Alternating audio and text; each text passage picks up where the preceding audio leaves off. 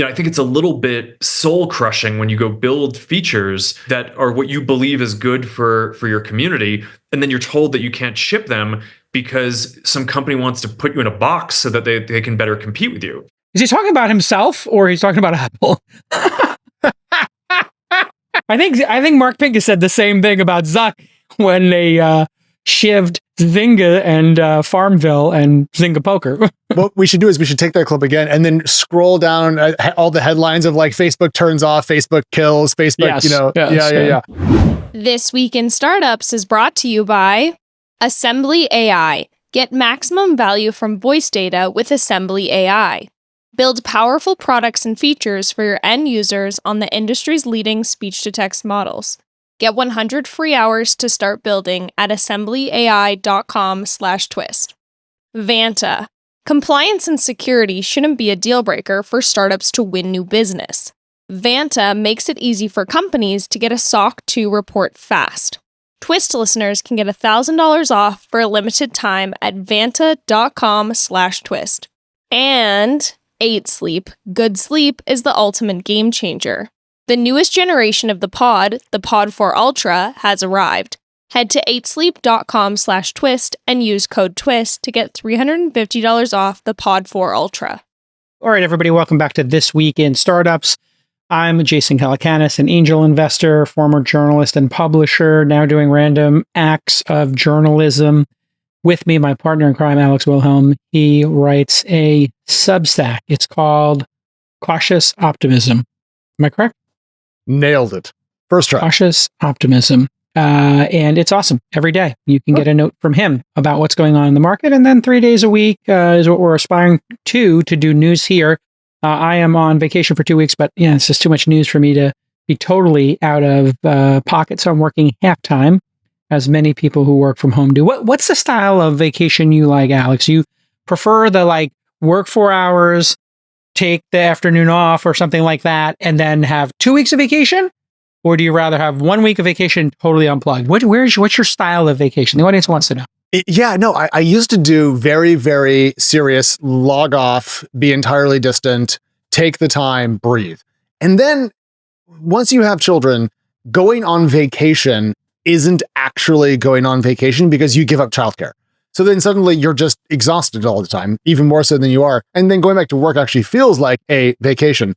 So I have never tried the 4 hours on, 4 hours off, but I'm about to pitch you later this week my paternity leave plan. So get ready for very similar ideas because I'm going to balance the two. I am totally fine with it. You have been such a great collaborator here in your first 6 weeks on the program. And I always say there's rules for work and remote work and contracts and agreements. And then there's rules for high performers. And we're going to talk a little bit about sales and this woman who's trending on TikTok and her whole vibes around sales and taking a lot of time off. But I wanted to start with a little bit of banter here. We haven't talked since Biden dropped out of the race. So the hot swap has occurred. The hot swap has occurred. I told you last time we were on the show that in the wake of the assassination attempt, people were rallying around Biden.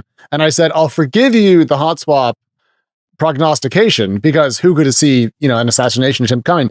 And then you ended up being right anyways. Now, I'm not here to fluff the old ego, but I will say I expected it to happen.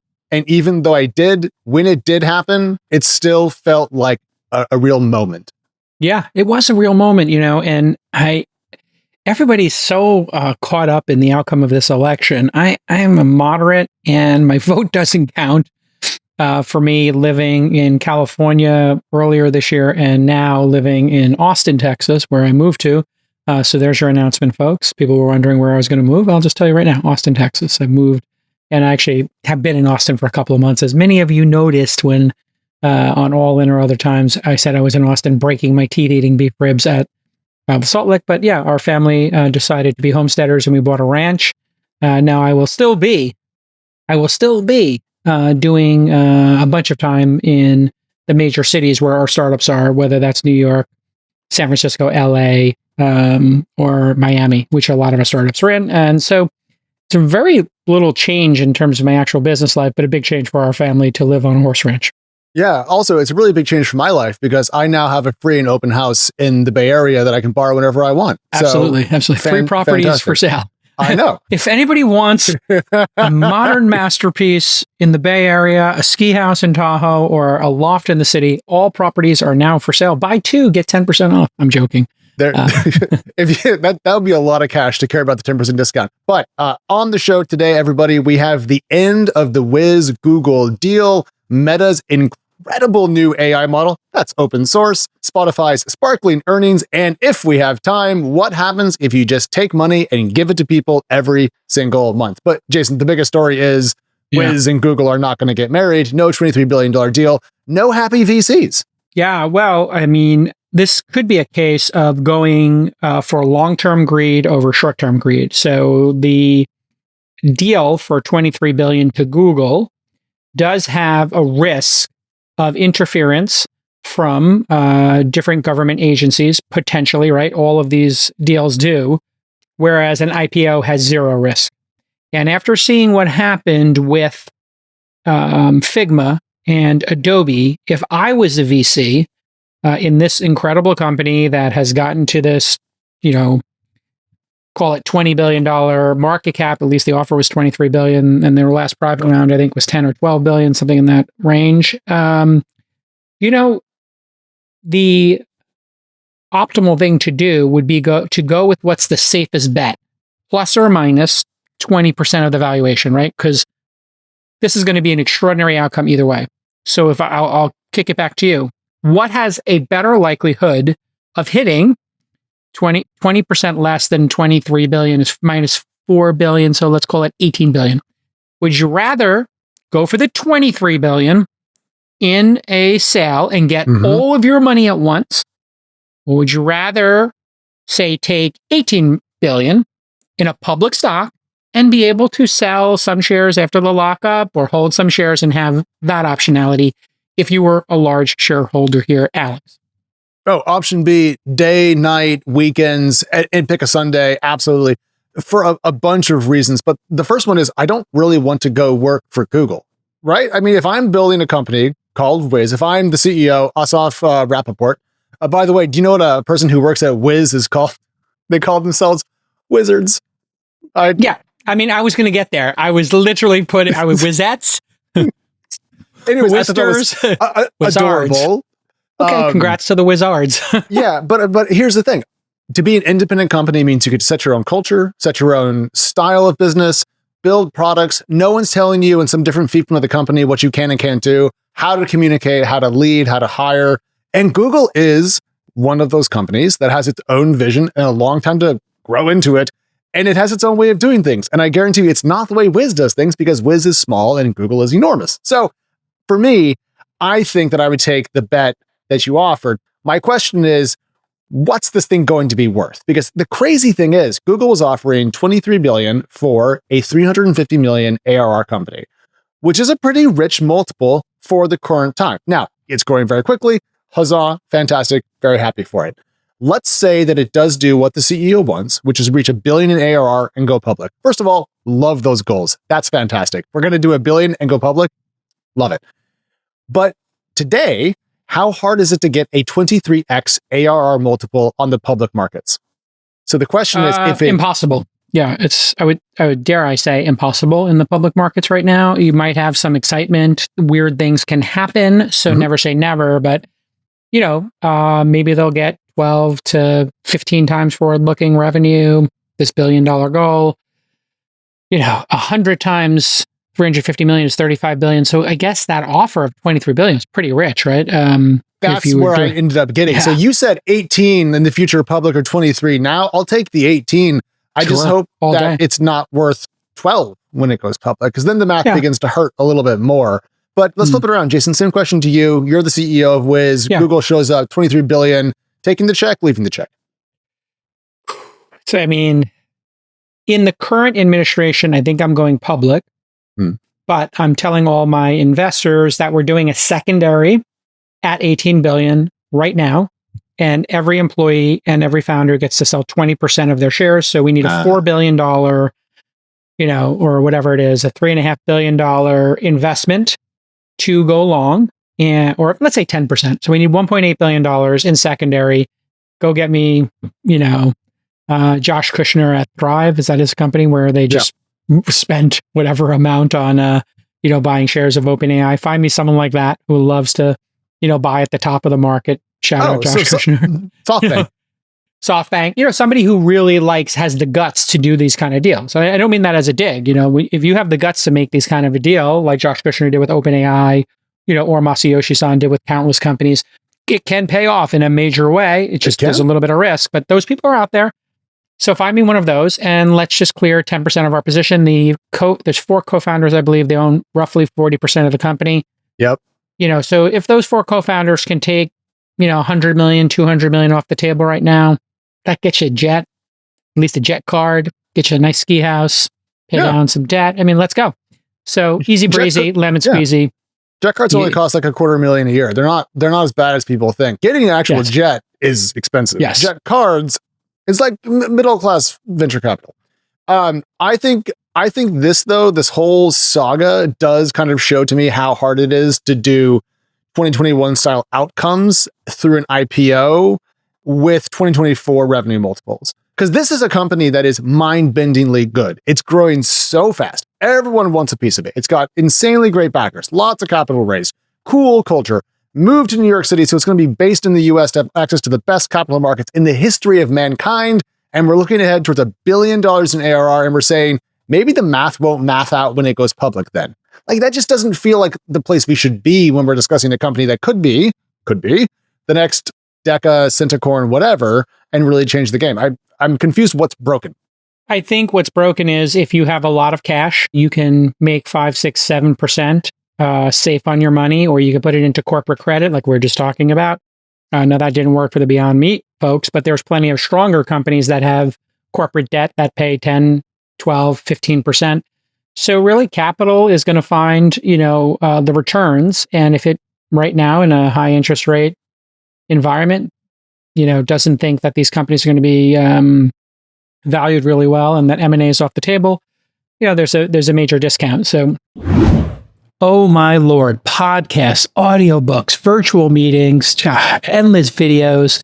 We're producing and consuming more voice data than we ever have. And if your startup is building a product that uses voice data, you need to check out AssemblyAI.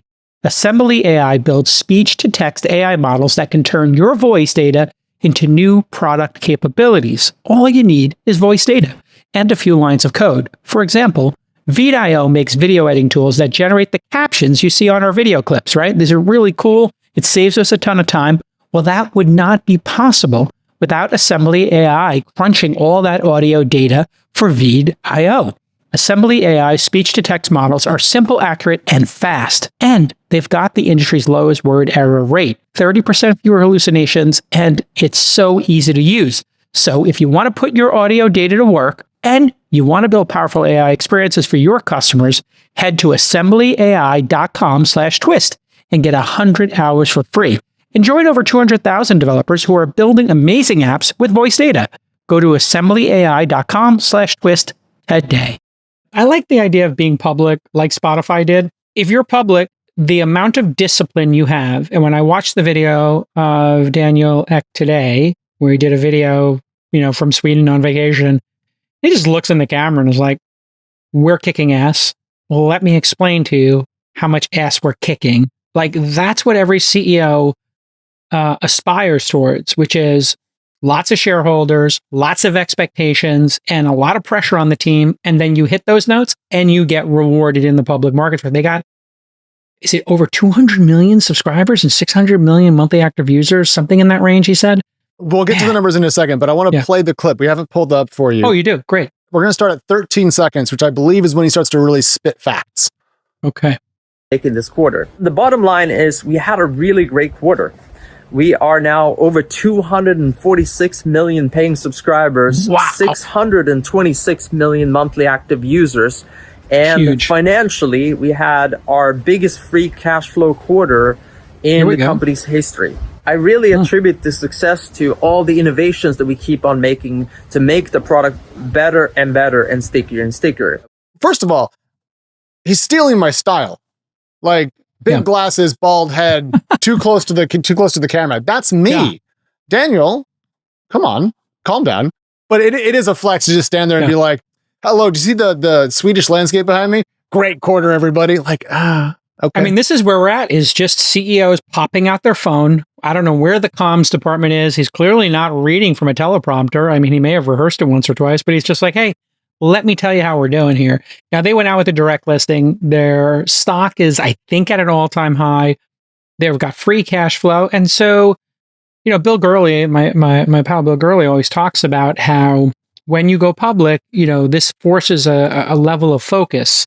And that's what they wanted for the Ubers and DoorDashes of the world. And it just, you know, and for Stripe, et cetera. And it's so easy to stay private for so long that you have to admire the people who do go public, who take the hits sometimes on valuation. They don't take the easy sale. And then they get to this point where now Spotify has a lot of influence, and they have, I think, reduced their dependency on the music industry a bit by having this unlimited audiobook product, which I haven't tried yet. I now subscribe to 3 music services. I find myself accidentally. So I'm going to have to consolidate and have Apple Music for free as part of my Apple Family plan, because I went on that Apple Family plan that gives you everything. Then I got these high fidelity headphones, as I talked about a bit. Shout out to my friends at headphones.com, not a sponsor yet. And I bought Qubuzz, Qubuz, which is this incredible high fidelity service where you get like the FLACs, like the original audio files from the studio. Real difference when you're using proper equipment. And then, of course, I have Spotify because I've loved that my whole life. And now I find myself like, I use Spotify for playlists. I don't use the Apple Music. And then I use Qubuzz for when I'm listening to Miles Davis or Dire Straits or some really high fidelity, amazing stuff where I want to hear the nuance and I want to actually hear the music. So I am enamored by his business. I think the podcast stuff he did was bold and audacious. Now, maybe they had some missteps, but you know, that's part of learning. And now that they have that robust advertising business there, and they let, you know, Bill Simmons's podcast and Joe Rogan's podcast in the 2.0 version of this, now they're available on YouTube and other platforms. And I guess they just take the advertising revenue wherever they can get it and super distribute, not exclusive. That's a brilliant idea too. So, you know, I think they could run the table on podcasting if they wanted to. I mean, if they came to me and said, hey, This Week in Startups makes this amount of money, would you like us to take it over? And we'll pay you, I don't know, they paid me a 30% premium or something. I might take it. We've been sold out. I might take it and just be like, okay, yeah, you take over the ad. So sorry to my head sales team who's probably listening to this. Yeah, I was going to say, Jamie's going to have a viewpoint on that one. Well, anyway, I'm just saying, like, if you were a podcaster and they come to you and they look at your revenue and they say, hey, plus, you know, we'll give you 1.x, and X is, you know, a 3 handle or more. Yes. You have no choice but to consider it because they would be guaranteeing and taking that risk. And so I think it's kind of brilliant what they're doing. And I think the sky's the limit for them now. They own audio, and I don't know why they're not doing video production more. They should be trying to compete with YouTube. They should be trying to get Mr. Beast next. They should be trying to get these YouTube channels and say, stop publishing on YouTube, publish to us. Oh, okay. I see what you're saying. You're not saying they should get into video production. You're saying they should get into video hosting. Yes. Okay. They do host video versions of this podcast and All In, and I think they opened it up to everybody now. We've been in that beta for a couple of years. But why not go to a YouTuber who you think is awesome for your existing ad base? Let's say they got an advertising deal with Samsung, you know, and they already sponsor Call Her Daddy, and they sponsor Bill Simmons, and they sponsor Joe Rogan. Like they're I think those are their top 3. Yeah. Okay, so they got the Ringer and all those dialed in, but Samsung wants more. So they say, okay, great. We're going to take Marquez. It's Marquez, right? Yes. Who does like the YouTube channel. Just go to Marquez and be like, hey, what are you making on YouTube? We'll give you a guarantee. You can still post to YouTube. We just want it here first. So give us, you know, 24 hours on Spotify, and then everything goes there. How does Marquez not take it? I mean, if they offered him 1.5? Well, Jason, right now, Spotify is going through a period of financial strictness. So while I like the theory crafting, and because I live in Spotify from the moment I wake up to the moment I go to sleep, totally on board, but they've been working on cost control and margin expansion. So Mr. Beast, I can't imagine being cheap. Didn't he also do a deal with Amazon Prime or something like that? Yeah, that was for a different show, though. So, Okay. Anyway, I think these opportunities are out there. They would obviously have to be disciplined in doing them. Probably the first round of deals they did, maybe they were less disciplined and learning.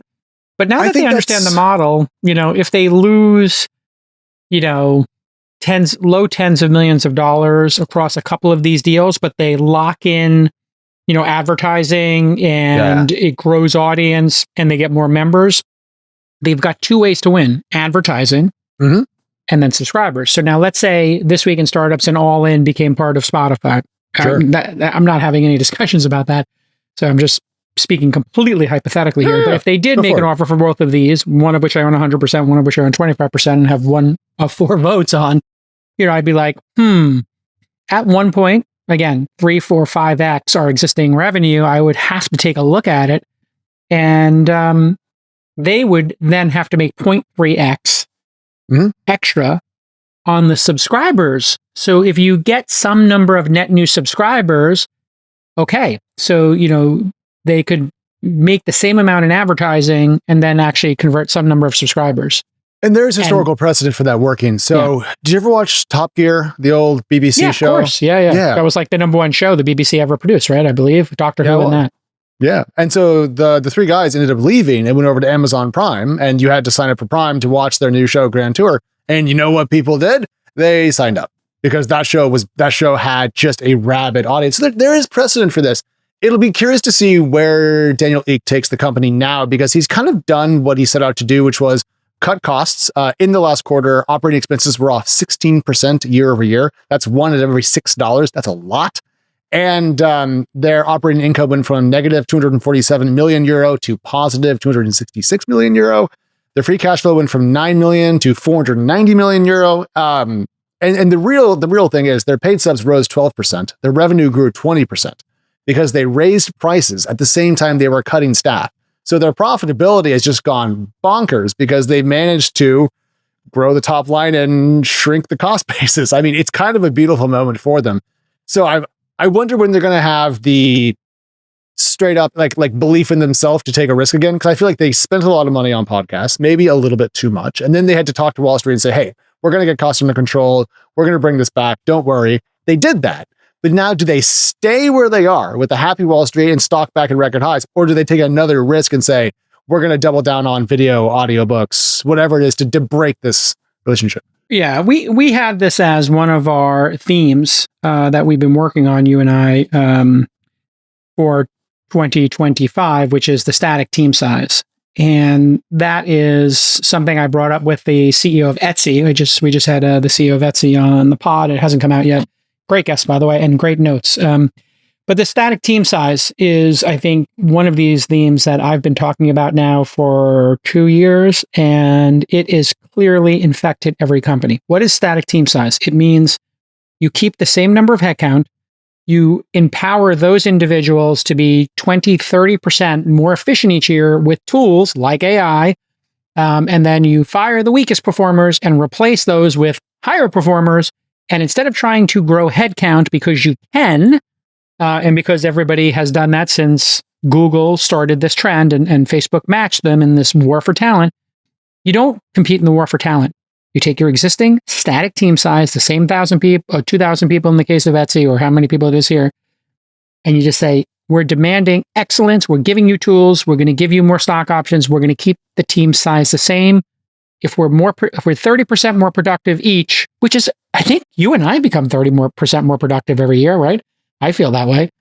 If you're 30% more productive each year, I would rather get raises than increase the number of people at the company that I have to manage or that need to be managed and that we need to hire. Hiring is brutal and time consuming.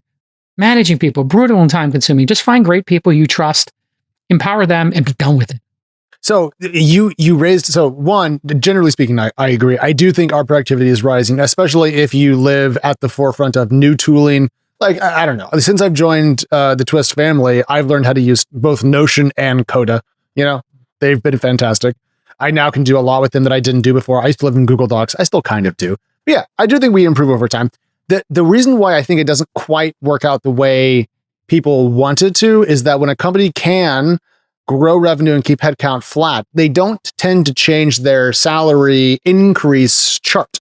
And so people tend to get a bit more work without the kind of more than a 2 or 3% raise. And this is why I think we see so much job hopping and so forth. So if a company said, we're going to keep headcount very low and we're going to grow and we're going to take a big chunk of that new profit and we're going to pay ourselves with it versus we're going to sit on it. That would be actually a really good, for the employment side to be saying, hey, we did our part, we did more with less, and then we achieved 30%. Hey, let's, we have a 2% standard raise, 3% standard cost of living raise.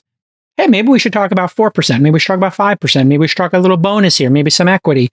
And I think actually that is a really healthy dynamic. And so, yeah, you do hear about the complaining, like, we laid everybody off and now I have to do more work. The people who are valuable today are the ones who learn the tools. And just, when we do show notes and research, I'm taking podcasts and cutting and pasting the transcript. I do this myself. I take the transcript, I put it into Claude and I say, give me the 10 most important bullet points here with citations, yada, yada. And so I take the transcript of somebody who's going to be on the show. Like, here's the Etsy founder. Mm-hmm. Here's their video from 4 years ago. And I'll watch that video. And sometimes you guys give me the summaries and I just say, hey, what are the major bullet points? And give me the timestamps. Boom. That's a half day for a producer. It's 5 hours of producer time to listen to that pod and write me those notes.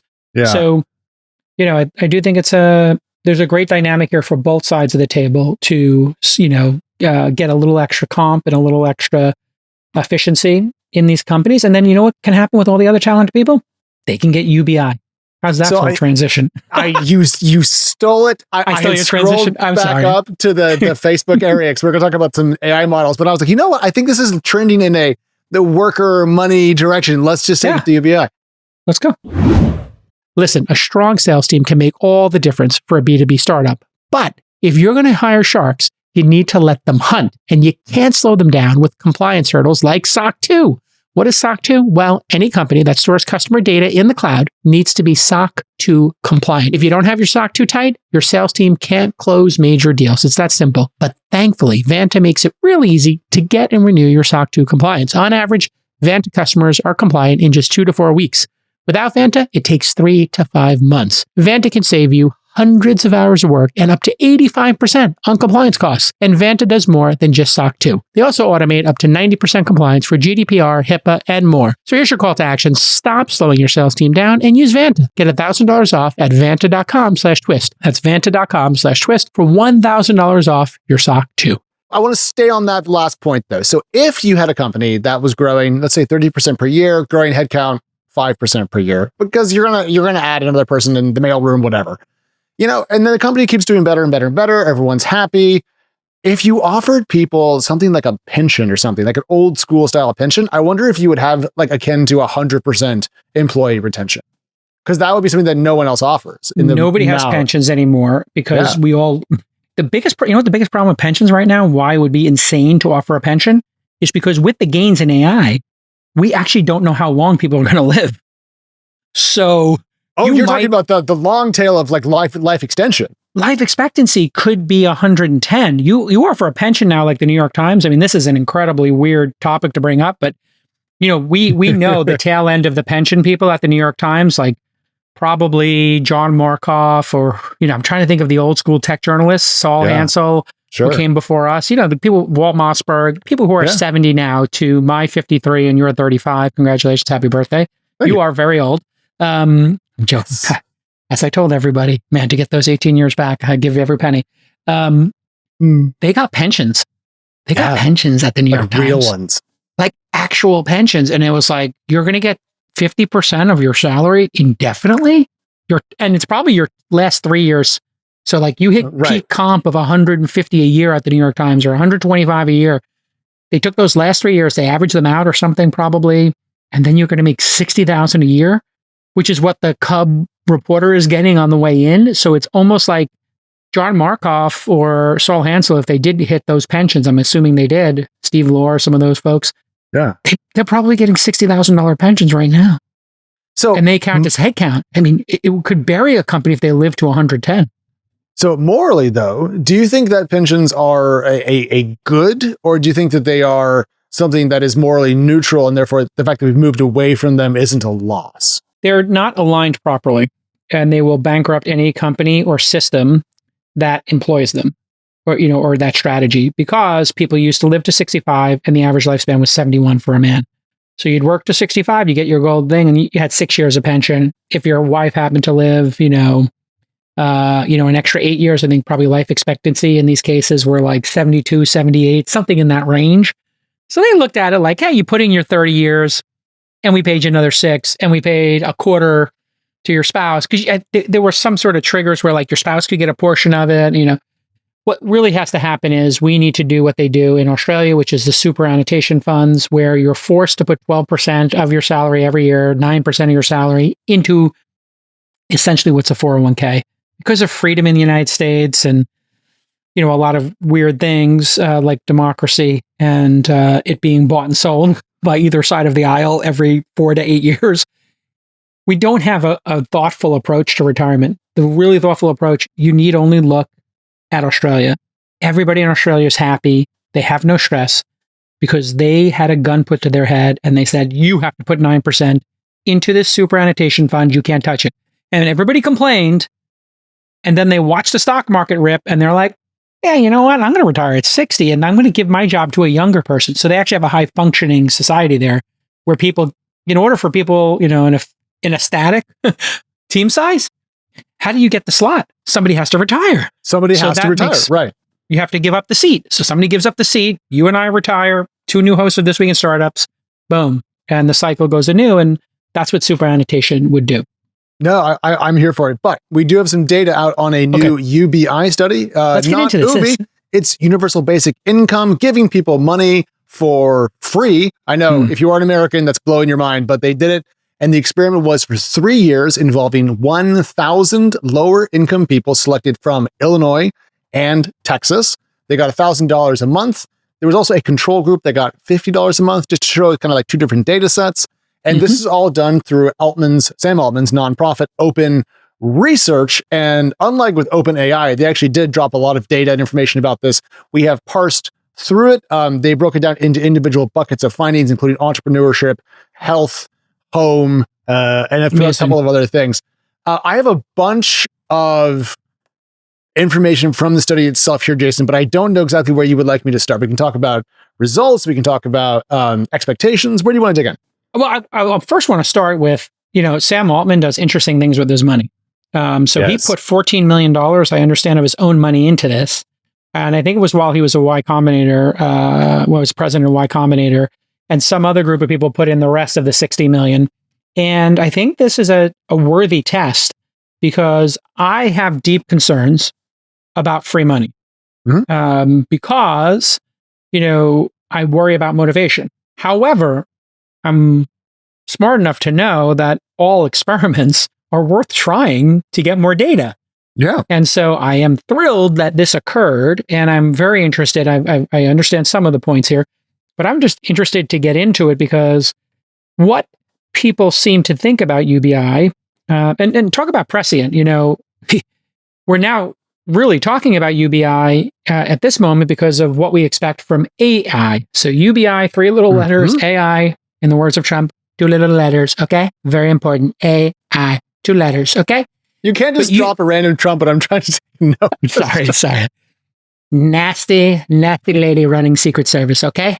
I mean, slope group, okay? I don't know if she's qualified or not. Speaking about hire and fire fast, she didn't make it through that congressional hearing. I think that was the most panned performance by any elected official I've ever seen in front of Congress. No partisanship, just pure anger and just. I mean, it was infuriating to me because when I saw the clips I saw of her, because I like to think that as Americans, there's like a civic duty pride, especially in the pinnacles of leadership. When you're the CEO, when you're the director, when you're the president, whatever it is on the board.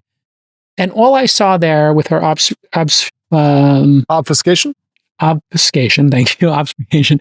Was she's got a pension. back to pensions. She's got a retirement.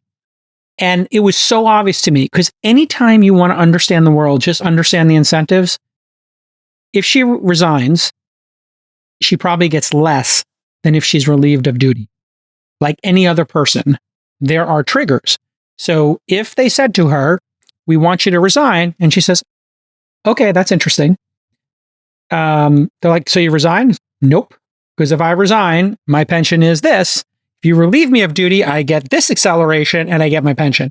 I guarantee you when we double click on this, her whole farce of not answering questions is going to be based on her personal economics in filibustering. So she went on to that, that whole rigmarole was done just so she could get some amount of somebody should have just come in and just said, listen, we'll give you everything. You're relieved of duty. You can call it resignation, call it whatever you want. And I learned this when I was young in entrepreneurship.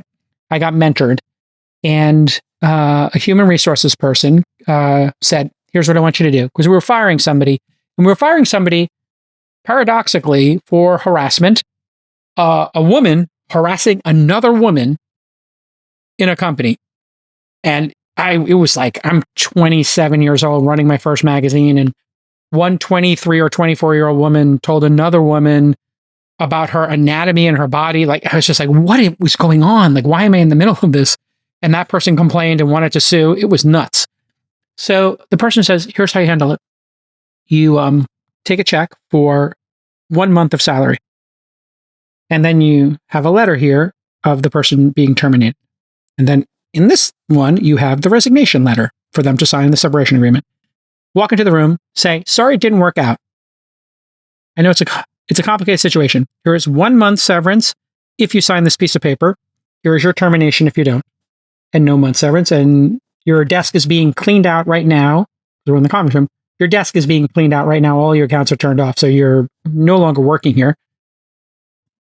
And you hold the 2 envelopes. And the person goes, thank you for my severance.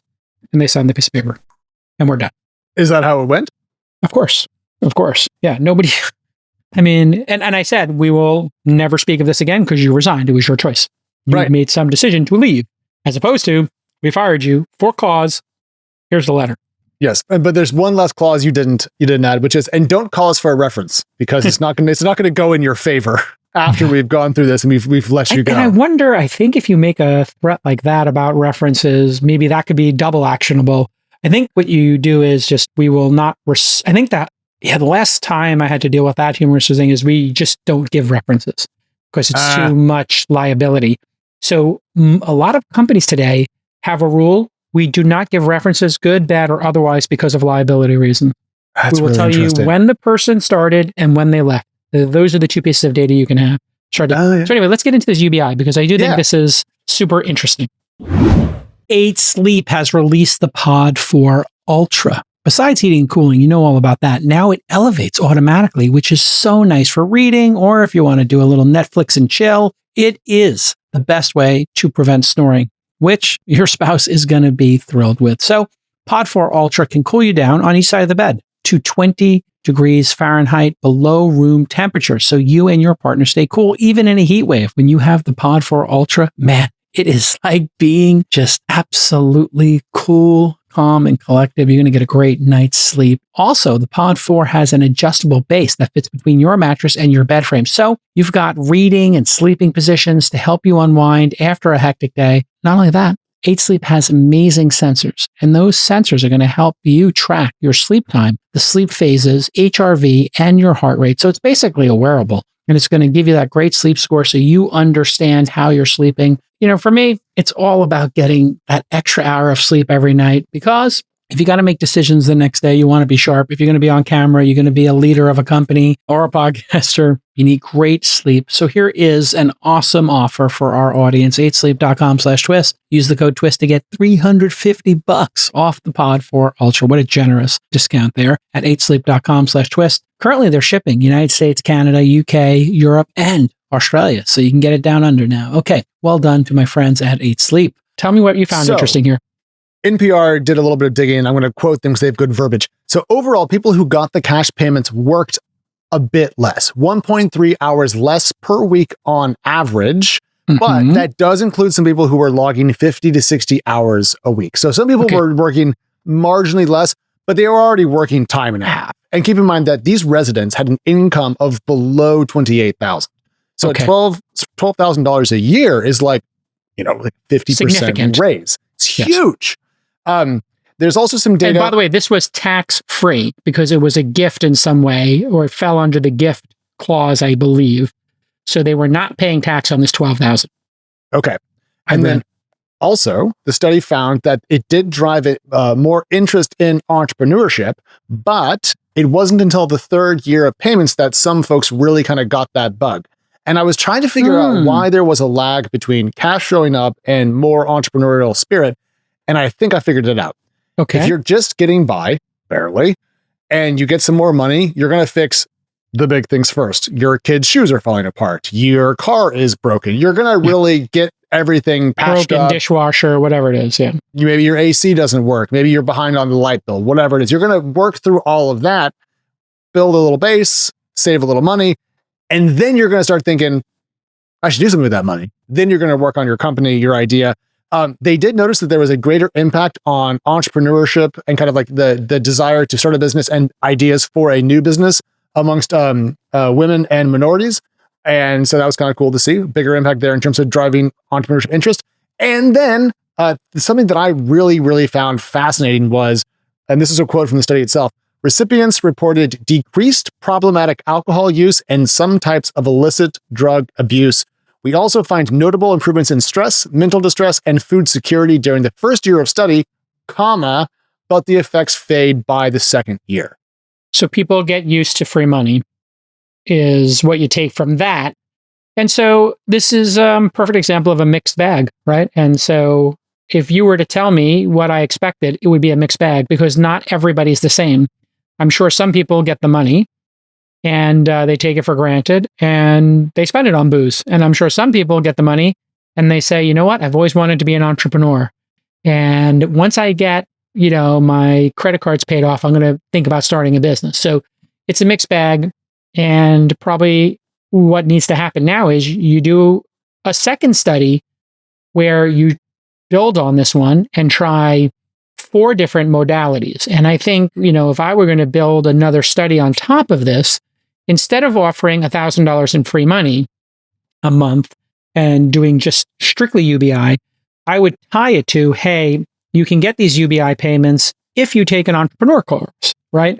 So something's tied to it, right?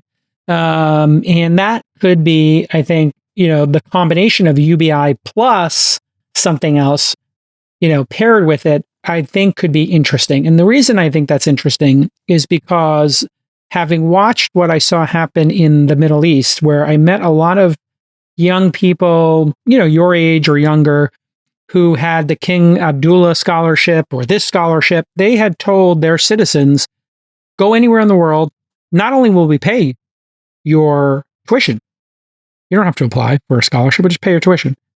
We'll pay for your apartment. Not only will we pay for your apartment and your living expenses, we're going to give you a stipend. In other words, UBI. What happened? A whole generation of people in Saudi, Abu Dhabi, Doha, the entire region flocked to the West, got degrees and graduate degrees, and then came home with massive knowledge to build their economies. And so I love the idea of tying it to education and then seeing what the outcome there would be, right? I mean, what do you think? What would be, you have an idea of how to level up the study and what you would do next? Well, I would change the geographics. I would change the dollar amounts. I would change the frequency. I would also set up one program with triggers. So for example, we're going to give you $1,000 a month, but if you get a job that pays 20% more, we're going to jack it up to $1,500 a month. Just tag on some incentives and just see how fast people react to them. Because we talk a lot in economics about price elasticity and kind of demand elasticity. I don't think we have enough data points here to actually see how people's behaviors are willing to change or able to change under these circumstances. So I want to go back to what you said. I love an experiment. I love seeing this. I love the fact that it also had some really cool impact on people's lives. So going from the macro to the micro, one of the study participants said that when he learned about the cash transfers, he went to his boss and said that he wanted to cut his hours so that he could spend as much time as possible with his 4-year-old son. And that's the one thing that I think that these conversations often miss, is that it's impossible to measure the GDP of joy. And if people get a little bit more time to be alive and themselves and just off the grind for a little bit, just a little reduction in the noise and pressure of life. I mean, I struggled to not view that as incredibly valuable to my fellow humans. I don't know how to measure it, but I would like to focus on both helping people work, found companies, and thrive in the economy, and boost joy if we can. I mean, you have to ask yourself, how big are the entitlement programs we already have in the US? And, we have welfare, we have food stamps, we have unemployment. There's a long list of things that are done already. So people get a little triggered by UBI, like, oh my God, we're giving free money. It's a wealth transfer, all the stuff. It's like, it's already happening, folks. It's just got a lot of different names and programs on it that are incredibly expensive to run and are incredibly easy to game. So one test I would love to see a state run is to say, what are the collective value? Okay, we got 10 million people live in this state. We are spending this amount, $1 billion a year, on these entitlement programs that 1 million people take advantage of.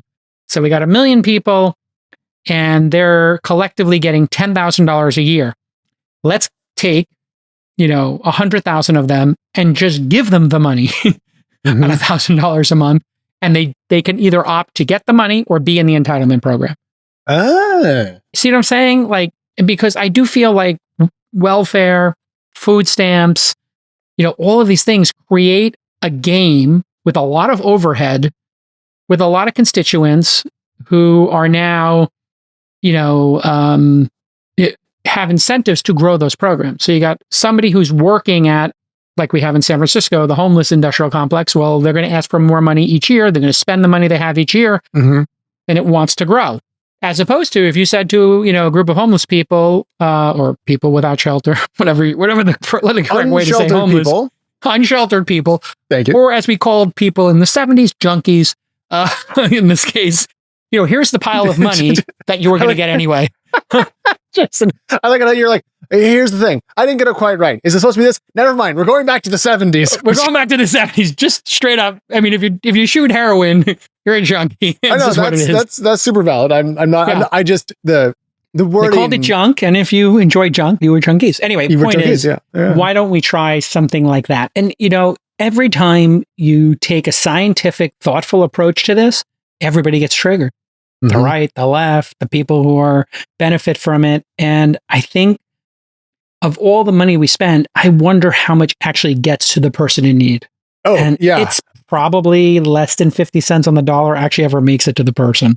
There's an amazing comedian who I'm not going to be able to find the clip for this segment because I didn't know I was going to get here, but he says that he was giving money to a homeless person and someone said, oh, don't give him the money. He's just going to use it on drink and drugs. And the comedian said, well, what did you think I was going to spend it on? and then the person said, no, give us the money and then we'll make sure they'll get it. And we happen to have like a gorgeous, $90 square foot office space in Soma. And we have 17 executives here, who are wearing somehow Chanel and Prada, and they get $150,000 a year to work at a homeless organization. I'm like, mistake, error.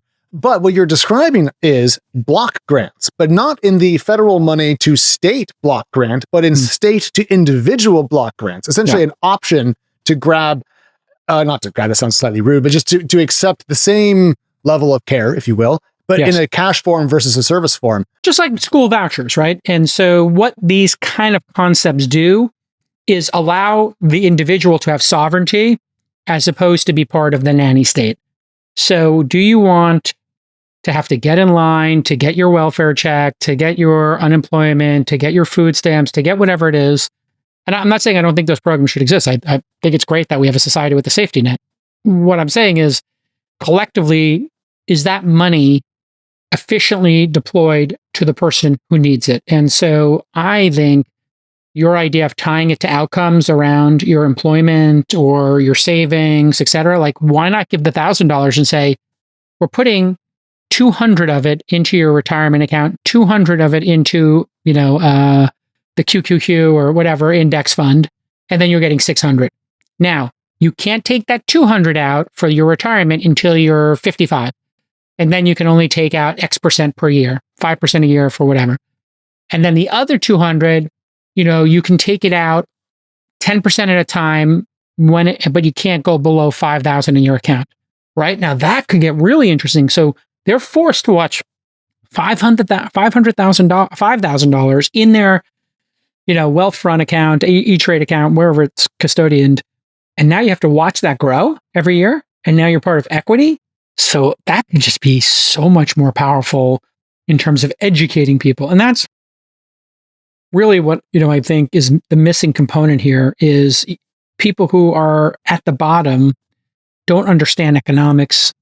And J.D. Vance talked about this in Hillbilly Elegy a whole bunch, which was social capital. What's social capital? It means the people around you and the circumstance you're in, that socialization educates you and provides opportunities. If you are growing up and your parents are attorneys, like the chances of you knowing how to become a lawyer are 100%. If you grew up in Appalachia or deep in Brooklyn and you never met a lawyer in your life and your parents, you got a single parent and they're, on welfare or whatever, you don't even know how an attorney gets a degree. And J.D. Vance said that in his book, which is he didn't actually know that lawyers needed to go to law school. He didn't understand what law school was before he, got to Yale and other places and whatever. You can think what you want about the person. It's a good book to read to kind of get some insight into, some of the challenges poor people have. Have you read it, by the way? I own a copy. I have not read it. I read so much nonfiction during the day that at night I am a 100% fiction guy, and I really need to get off of that. But there's so many good books to read. It's a quick read. It's easy breezy. It's it's a great listen. By the way, it's got a great narrator on Audible. Shout out to my friends on Audible, dude. So anyway, great job Audible takes on this. All my money. I love Audible. You know what I do is I get the platinum every year, $200. I've had it for over 10 years, so I've spent probably $3,000 on audiobooks. You know what? One good idea in your life, one change in your life pays for the whole thing. What is platinum? There's a platinum program. I don't know if they promote it anymore, but they give you 20 credits for $200 or 25 credits for $200, and it winds up being $8 a book. But sometimes the books on Audible are 35 or 25. Oh, yeah, I know. Or 15. It's variable. They just abstract that away. You have 20 credits. It nets out to $10 a piece. I've had years where I get through the 20 audiobooks by, the summer I just re-up it earlier. And they actually give you the option, buy 5 more credits, 10 more credits. So I just have always 20 credits sitting in there. I don't even think for a second if I'm going to read the book. I just think this book I might read at some point. I'm going to buy it, put it in my library, download it, and have it there for my next flight. Boom. Yep. That's my strategy. Agree with that anymore. I do it slightly differently, but the same result. But you have a board meeting, so we're going to move on to Meta's new AI model because this is probably biggest news of the day. The Google Wiz thing, this is the biggest news of the day. So everybody, Meta has a new AI model. It is called Llama 3.1 405B for 405 billion parameters. Yeah. My brain, it just forgot that word mid-sentence. It was trained on 15 trillion tokens and 16,000 NVIDIA H100 GPUs. So an enormous cluster, an enormous data set. And Meta says that this is the first openly available model that rivals the top AI models when it comes to state-of-the-art capabilities in general knowledge, steerability, math, tool use, and multilingual translation. The thing that I think matters the most here, Jason, is Meta is challenging the top dogs using an open source approach. So before, open source was lagging OpenAI's and Anthropic's. Here we have Meta going right to the top of the charts with an open source model, which I think actually very much changes the game and makes some of the closed source AI companies look a little bit expensive. Yeah. And if you are working in a large corporation in America, and we were sitting here 30 years ago, open source was like this weird thing that you didn't trust. You bought IBM, you bought Microsoft, you took the safe route. Then open source became the safe route because you weren't tied to a vendor. You weren't tied to their price gouging or their release schedule. You could actually get in the code if you needed to and alter it. So once it became stable to use open source and people felt comfortable doing it for their web servers, for, their databases, it was like one step after the next that corporate America, and that's what this is really about. If you are a corporation, whether it's a startup or it's, GE, you trust open source today more than you trust investing in a big company's solution. Now, that doesn't mean people don't still use Oracle databases. Of course they do at scale. The SLA is incredible. Doesn't mean people stop using Office for an open source version of Microsoft Office. That's a completely fine product.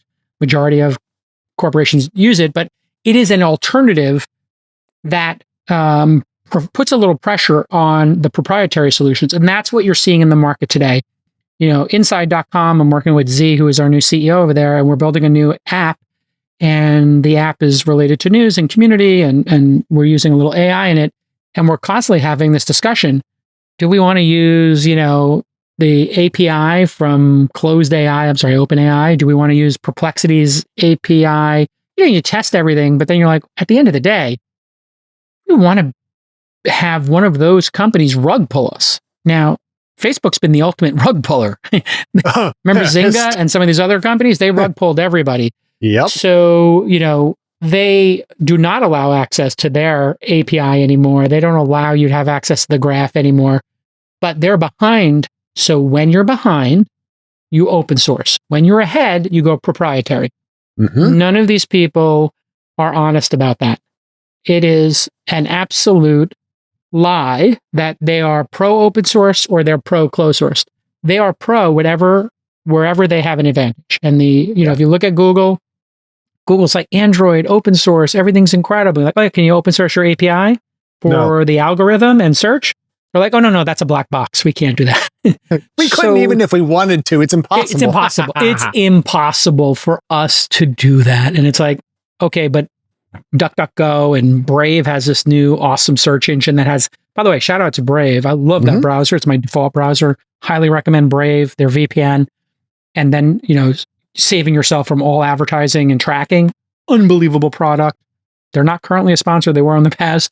I've used Brave on all my devices since day one. I am absolutely militant about protecting my privacy in that regard. Maybe two, but they have a new search engine with an API. Mm-hmm. So it is possible to have a search API, by the way. And so, I think this is super significant. And what's most significant about it is that Zuck is engaged. Very engaged. He's on vacation. He just got off the beach. You can tell his hair. He's using the sea spray, salt spray for his hair. It's a new innovation since you lost your hair, and I'm barely got whatever I got left here, but I've used the salt spray. It gives you like a right off the beach look, but I have the feeling that's his beach house. I was looking at the wood paneling. I think he's in Kauai right now. I don't think you have to use salt spray if you own half the world. I'm pretty sure you just go to your If you own half of Kauai and you built a fence up and built a bunker 100 feet below ground, I'm guessing he got off the beach and surfing, wave surfing, whatever he's doing, to put on his gold chain and to do this podcast. That tells you everything you need to know. The dude realizes he blew 40, 50 billion on VR headsets and AR that nobody wants. I mean, all that people want are the Ray-Bans to take pictures of their kids. That's the beginning and end of it. So that product's DOA. Maybe in a decade it won't be. I think in a decade, if the Ray-Bans actually work, sure, why not? Sure. But they don't work as currently thing. And now he's just so engaged. You see it in his eyes. He's looking at this going, oh, I'm doing something that could grow my company and that is worth the investment. Now, 16,000, I think you said it was 16,000 H100s or something. Yes. Those go 20, 40,000 a pop, maybe put it at 30. That's $500 million in hardware. And he's not done buying that hardware. So, compared to VR though, AI is cheap. It's a it's a bargain if you're Meta. A bargain. And he still owns the H100s. By the way, it's not like you use them once and throw them away. No. He still got them. So, that's 16,000 cluster will be 160,000 will be 1.6 million and continue on from there. So absolutely fantastic for everybody that this is occurring. Most of all, startups.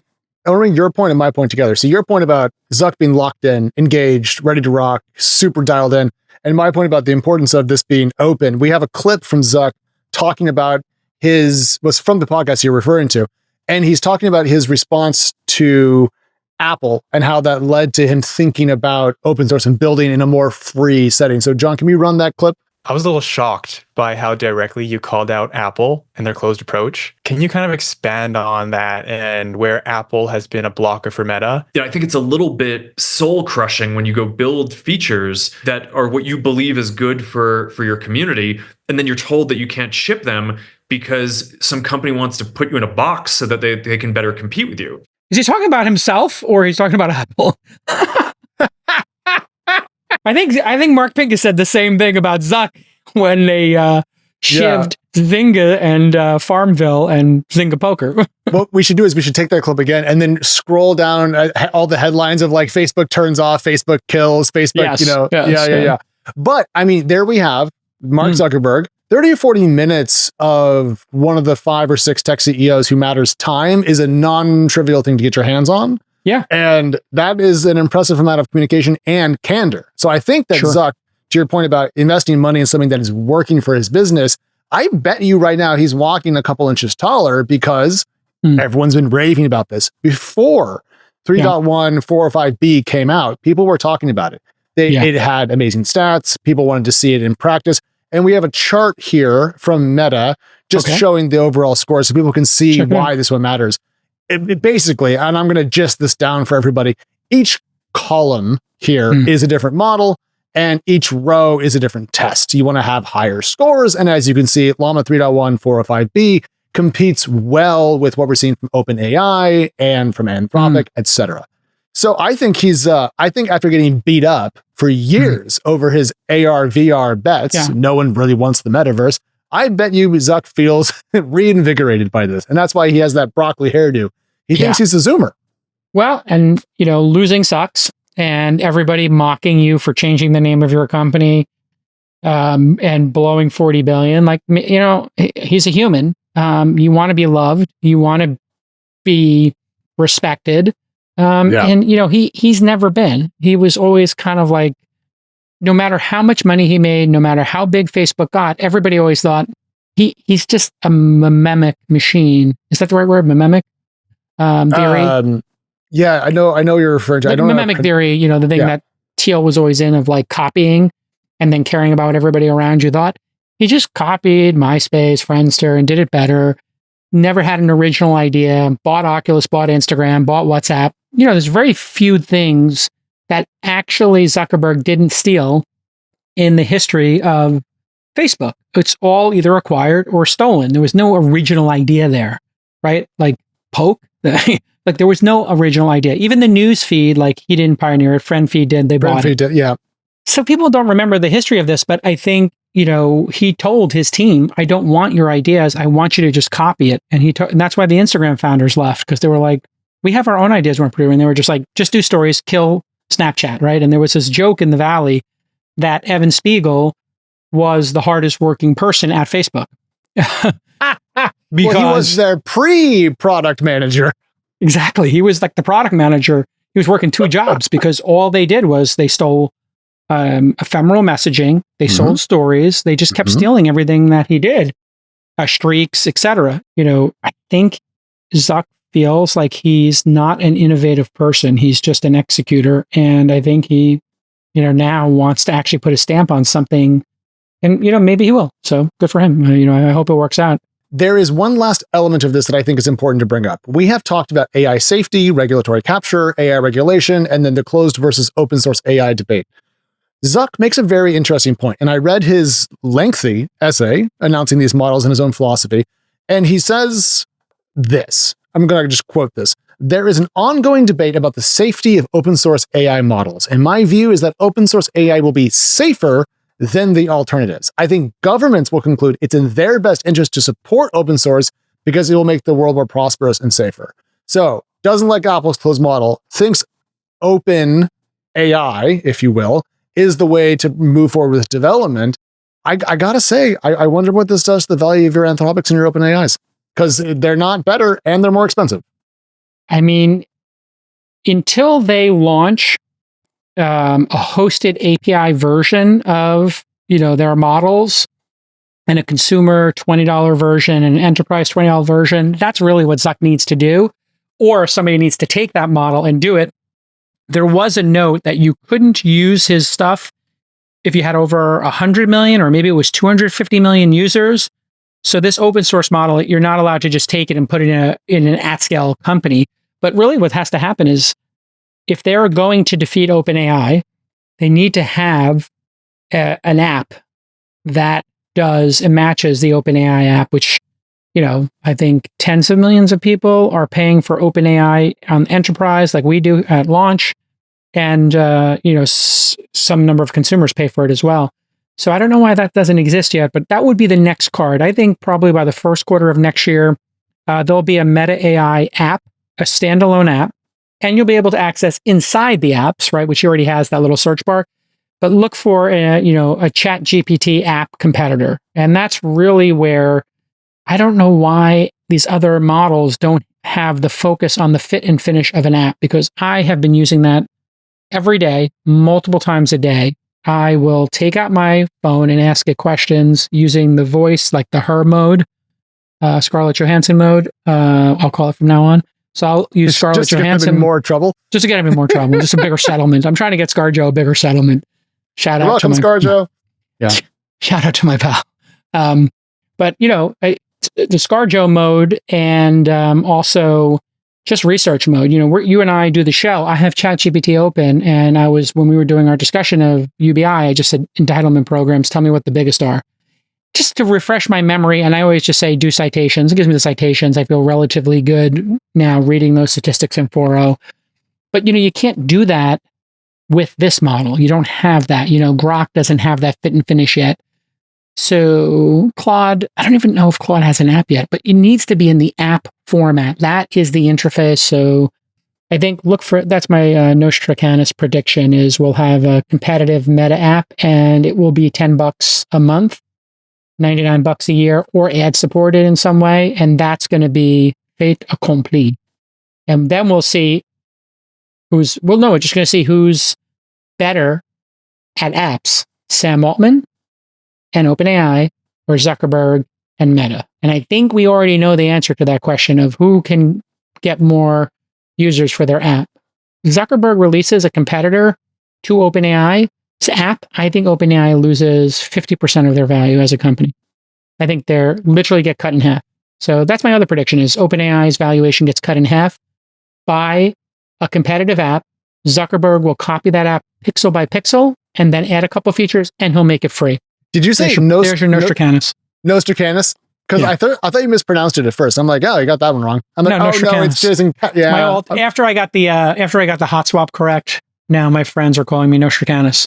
Oh yeah. But in fairness, I told them they had to call me Nostradamus. I was not going to bring up the question of astroturfing in regards to that comment. I can't improve on that. So we have to go. A couple of reminders for our friends. Episode 2000 is coming up. If you are subscribed to the Twist newsletters, don't forget we are collecting everyone's favorite episodes, moments, and themes from episode 1000 to 2000. We are also, Jason, you told me to ask you, we have a Twist 500 party coming up. Oh, yes. You guys are doing such a great job on the Twist 500. Go to twist500.com. Shout out to our friends at Coda who make a great product. They're not the official sponsors of this. We just love their product. They have sponsored the show before, and I just think the world of their product. But if you go there, you'll start to see, it's getting a little more advanced. You'll see that we now have it by stage, we have it by topic, and, we're going to just keep growing this and figuring out different views. And I love to throw events. And so, the show, the advertising on This Week in Startups, once again, sold out. So we sold out the year, Alex, once again.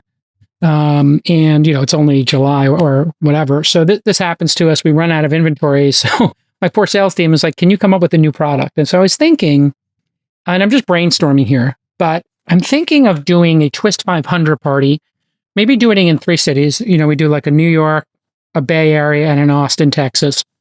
And we do it 3 times a year. Anybody who's works at at a Twist 500 company will get, 2 tickets to the event. So, if for the management team, let's say top 10 employees, founders, whatever. So then I was thinking, well, what else could you do there? And I was thinking about making it a 1-day just party. Then I was thinking, in the early days when I did TechCrunch 50, which was the idea I came up with Mike Arrington, your old boss, or I don't know if you ever worked for him. I've actually spoken to Mike Arrington for a total of, I think, 30 seconds my entire life. Congratulations. That's more than enough.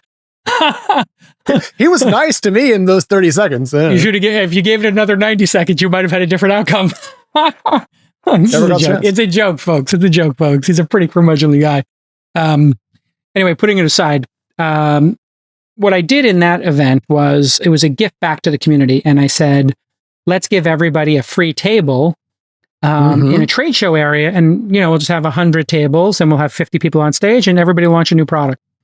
We wound up renting the tables, I think, for $1,000 for 2 days just to cover the costs, which was more than that. But, there's a little cost to the trade show area. So I'm thinking of 2 ideas. Some sort of a party, like a lawn party, food trucks, no agenda, just for the Twist 500, which is the top private technology companies in the world, defined as, because people have been asking me our definition, we're defining these as the companies we think will have the biggest return on investment. So just so we're clear, we believe these will have the biggest outcomes. In other words, if you own shares in them as an employee, as a founder, as an investor, consultant, or if you were to buy them in the secondary market, we're going to say, we believe, Alex and I, that these are the ones that will get the biggest return. Now, we're not going to be right on that. You have to make your own financial decisions, but we're just going to take a stab at that, right? Of the 50,000 companies, these are the top 1%. Therefore, with our editorial judgment, we think we have the biggest outcome. So that's what I'm thinking about. I'm open to people's ideas. And I was also thinking about maybe renting something like the San Mateo Fairgrounds and just having 3 or 4 stages. And then all 500 companies can get a booth or like a tabletop where they show what they're working on. Now, Anduril or Stripe may not care to have a little booth there, but the other 200, who are up and comers, Series A and below, may really appreciate that. Yeah. And then we invite, the top 100 companies or 100 companies we think are interesting to give a 20-minute talk with a 10-minute Q&A. And so you get 3 stages, 2 days, and make it just like a big festival, right? So that's my thinking right now, is some sort of event to celebrate these companies and let them come together. And as long as there's a big focus on letting the people just mingle and connect and cross-pollinate, I'm so in. Also, I love the food in all those places, so I'm in. I will be the first person there. Totally into it, but we have to go, everybody. Don't forget, like and subscribe on the YouTubes. We did not get to audience cues. That's because we ran out of time. I have a list from the team. I'm going to try to respond after the show. We appreciate you all. Goodbye.